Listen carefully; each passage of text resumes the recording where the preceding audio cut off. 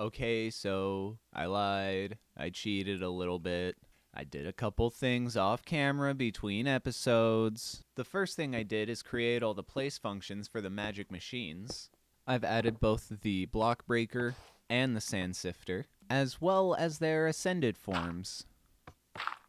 And they're quite a bit more optimized than the machines from the original chopping block. The reason is that before, I had to generate a random number using entities and scoreboards, and it was a pain and it was a little bit laggy. But now I can just use loot tables. So the Ascended Block Breaker just uses one loot table to look at the block that gets broken, and if it's in a certain block set, then it will drop a certain item.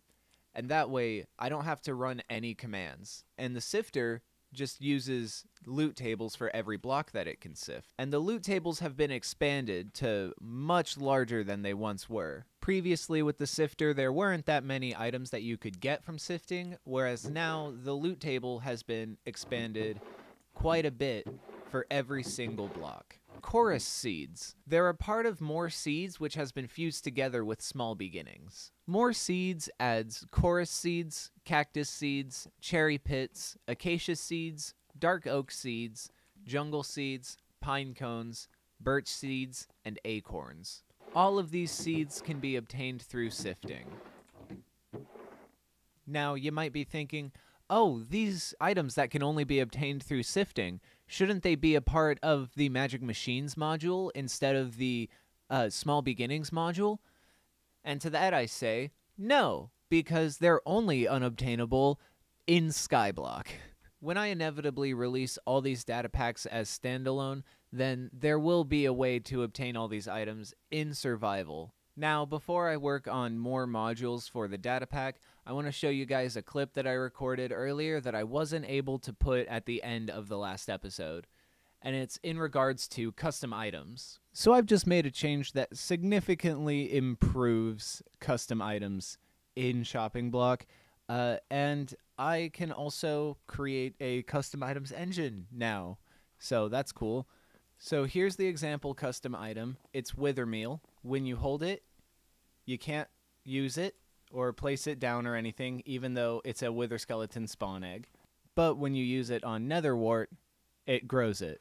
And once the random command gets added, this will be more like actual vanilla bone mealing. It won't just instantly grow it. If you try to use Wither Meal on a Netherwart that's already grown, it will just drop it back off. And if you put Wither Meal in a dispenser, it just fires. Now, to explain how this works is gonna be a little bit complicated, but I also need to demonstrate the main reason I started recording today, because this is something I want to troubleshoot before the episode's over. So how these work is through advancements. There's an advancement for holding the item while you're in survival mode, and that will trigger a function that puts you into adventure mode. And then there's an advancement for being in adventure mode and not holding the custom item. And that will trigger a function that puts you back into survival mode. Now here's something interesting. When I'm holding this item, I'm in adventure mode. I can't use this item. Now you might be wondering, if you're in adventure mode, then why can you break every single block still? And that's just because I created a block tag called all and added every single block to that tag. It's quite shrimple, really. And since most of the all tag is referencing other vanilla Minecraft tags, it will mostly stay updated with very little maintenance. Now the fact that we're in adventure mode gets interesting in one moment. I'm actually going to shuffle my inventory around here. So right now, I'm in survival mode. I can freely break and place blocks. But now, I'm in adventure mode. I can break any block, but I can't place any blocks. I can only use this item on Netherwart. And watch what happens. I'm still in adventure mode. And this is only an issue when you're hovering over the slot that had the custom item. So I think all there is to do is, so we're going to make an item used on block advancement, and that's going to be with the player match tool, and that's going to be a Wither spawn egg. It's going to be a location check, and the block is going to be a Netherwart. And we're just going to see if that works. Right now, I do not have that advancement.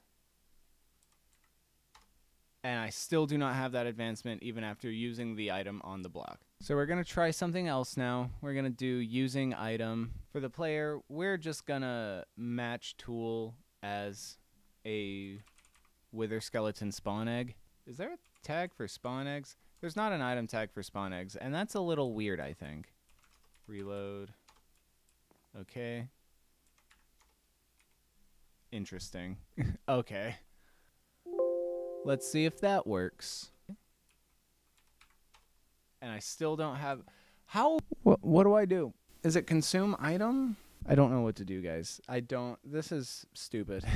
Entity score. Entity this, and then I can add my score. And then I could make, like, an advancement for having a certain score for, like, using a wither skeleton spawn. But then I have to handle an advancement and a scoreboard, and that's stupid. And I really don't want to handle a scoreboard.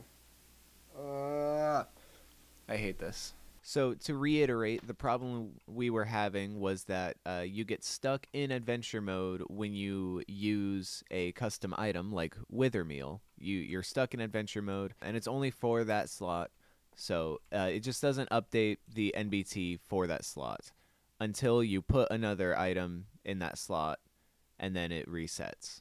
I fixed that by creating this little function right here, this common function. So as every player within 7 blocks, it will run this common function. It will cause each player within 7 blocks to check if they're holding anything, and if they're not, then it will replace their main hand item with a just random filler item. And then in the next tick, if the player is holding the filler item, then it will replace their main hand with air, resetting their item. So I fixed it. There we go. It works now. Crisis averted. So the next order of business, the alchemy reactor. Now the alchemy reactor is interesting because what it does is it looks at the block below it and then randomly picks from a set of other blocks to transform this block into a random block from that list. Say, for instance, stone is able to turn into different stone variants. The alchemy reactor picks a block from this list randomly and replaces the stone with that block. And recently, I've learned how to do this using loot tables as well.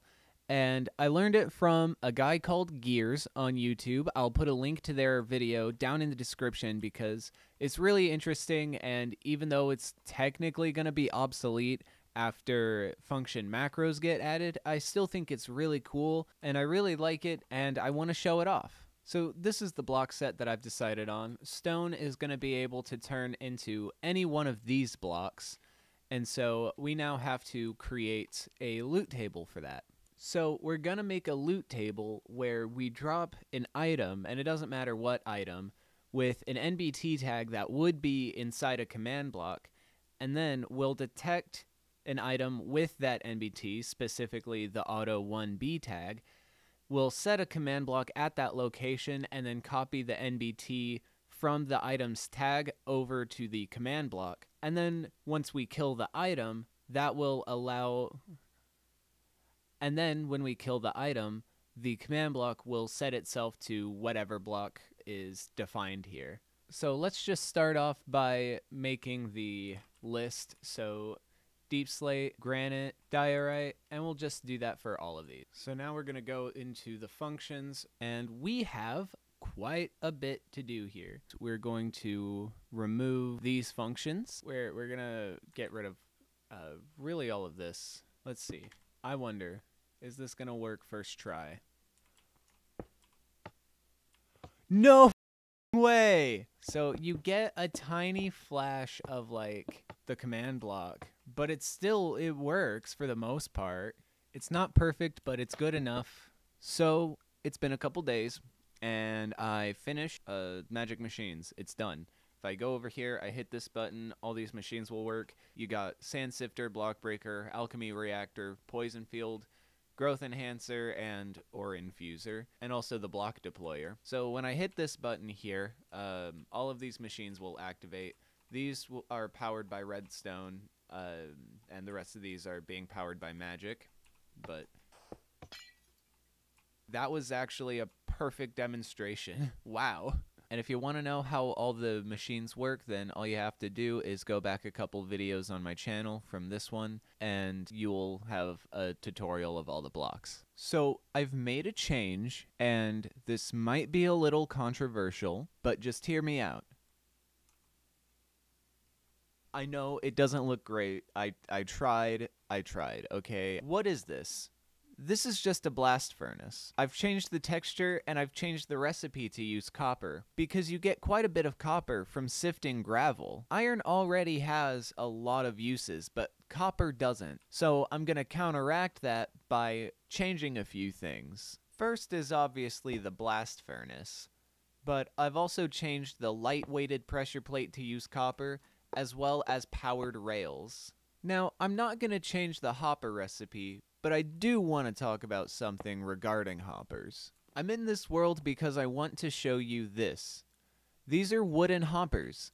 These are, as you guessed it, hoppers, but they can only hold one stack of items at a time. So there are hoppers, and there are wooden hoppers. I kind of want to add copper hoppers that can only hold one item, just like wooden hoppers, but they transfer items much quicker. So let's do it. So I did it. I added the hoppers. Wooden hoppers are cheap and can move one type of item at a time. Copper hoppers are less cheap and can move one type of item, but a lot quicker. Iron hoppers can move 5 types of items, but very slowly. Now, I want to talk about something that I haven't talked about in a few episodes in the series now, but I really want to discuss because it is important, and that is game design. Now, when designing something like Chopping Block, there's not a lot of wiggle room in certain cases. For instance, if I want to add new armor, I'm extremely limited in doing so. In fact, my workaround for custom armor in the past was just to remove chainmail armor entirely from the game and replace it with something else. But that leaves a pretty obvious issue really up front. I want to add copper tools and armor into Chopping Block because copper needs more use. And for the most part, these are fine. You can craft these just fine, and when you wear them, they look like copper armor. There are a couple issues that pop up though. First off, you can't change the anvil material, so I can't make my copper helmet be repaired with copper. It has to be repaired with iron. And if I try to repair an iron sword with a copper sword, the game lets me do that. And if you put a copper sword and an iron sword in a crafting table together, or 2 copper swords, you get an iron sword. Now you might be thinking, Bex, why are you replacing chainmail instead of just using armor trims and making custom armor that way? And my answer to you there is, I did this before that was a thing. Yeah, I made this whole module and all these textures before 1.20. And besides, even if I did use armor trims to make custom armor, that still doesn't fix the anvil or the crafting table issue. How does this relate to game design though? Well, it interferes with the user experience. You can't use copper to repair your copper tools, and if you're playing in a certain way, then your copper tools can just magically change into iron tools. I have to decide which is more worth it. Having the armor and tools accessible to the player and available even with their issues and compromises, or having a consistent, seamless gameplay experience.